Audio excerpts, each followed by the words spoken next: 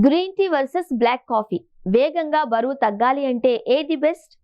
Green టీలోని anti ఆక్సిడెంట్లు ఆరోగ్యానికి రక్షణగా నిలిస్తే, బ్లాక్ కాఫీలోని కెఫిన్ తక్షణ శక్తిని అందిస్తుంది.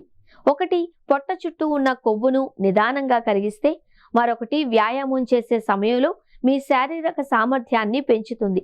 ఆకలిని నియంత్రించడంలో, క్యాలరీలను దహించడంలో ఈ రెండింటికి మధ్య ఉన్న పోరాటంలో విజేత ఎవరు?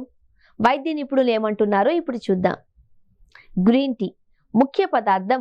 ఇందులో ఈజీసీజీ అనే శక్తివంతమైన యాంటీ ఆక్సిడెంట్ ఉంటుంది. ఇది వ్యాయామం చేసేటప్పుడు కొవ్వు కణాలను విచ్ఛిన్నం చేయడానికి సహాయపడుతుంది. కెఫిన్. ఇందులో కెఫిన్ తక్కువగా ఉండడం వల్ల గుండెపై ఒత్తిడి పడదు. ఎసిడిటీ సమస్య ఉన్నవారికి ఇది ఉత్తమ ఎంపిక. ప్రయోజనం.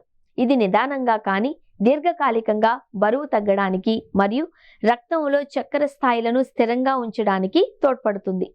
బ్లాక్ కాఫీ ముఖ్య పదార్థం. ఇందులో కెఫీన్ అధికంగా ఉంటుంది.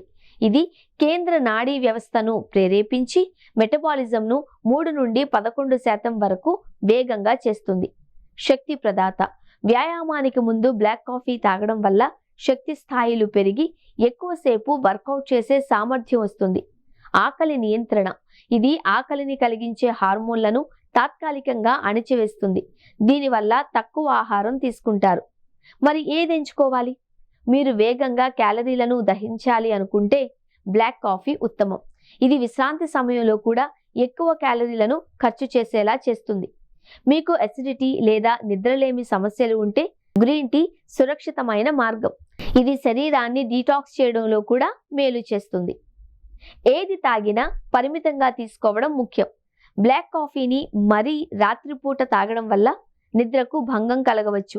మీ జీవన శైలికి మరియు మీ శరీర అవసరాలకు అనుగుణంగా సరైన పానీయాన్ని ఎంచుకొని క్రమబద్ధమైన వ్యాయామంతో మీ ఫిట్నెస్ లక్ష్యాలను చేరుకోండి.